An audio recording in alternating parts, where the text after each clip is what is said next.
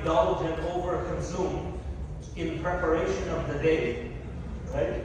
And then in the evening, we kind of again overconsume to make up for what we missed during the day. So you actually end up eating more in Ramadan than you would outside of Ramadan. Yes, this is the case for a lot of people. And this is why, like non-Muslims, they find it very strange that you guys stay hungry for a whole month, and yet, some of you still, mashallah, put on 4, 5, 6 pounds during that month that you stayed hungry. How does this work? And this is like mind-boggling to them until they come to a Muslim iftar. And then they understand. Yes, now we understand why you guys put on weight during the month of Ramadan.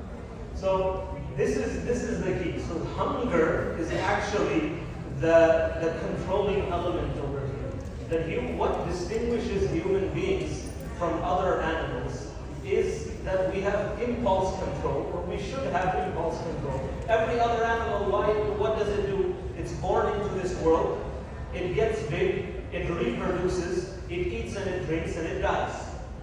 That's it.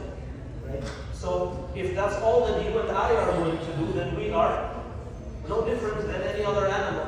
So these animalistic instincts are within us too. This is why the logicians of old, or the philosophers, they used to describe the human being as hayawan naqid, the talking animal. Right? So according to them, their philosophy, the only difference between us and the other animals is the fact that we can talk and we can communicate verbally and they can't. Of course, this is not true. There is a much bigger difference than this. But there is some element of truth to this, that the human being is a creation of Allah.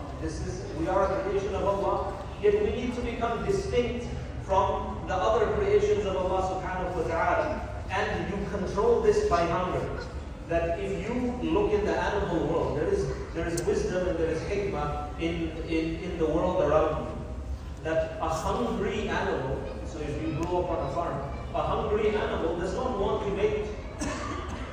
Hungry animal doesn't mate. If you want the animal to mate, you need to first feed the animal and make sure the belly of the animal is full. I'm not a farmer, but you can go and ask the farmers. Right? You need to feed the animal first. You need to make sure that desire is taken care of. Only then will it fulfill its other desire. And the same thing with the human being. That if you are constantly in a state where you are well fed, then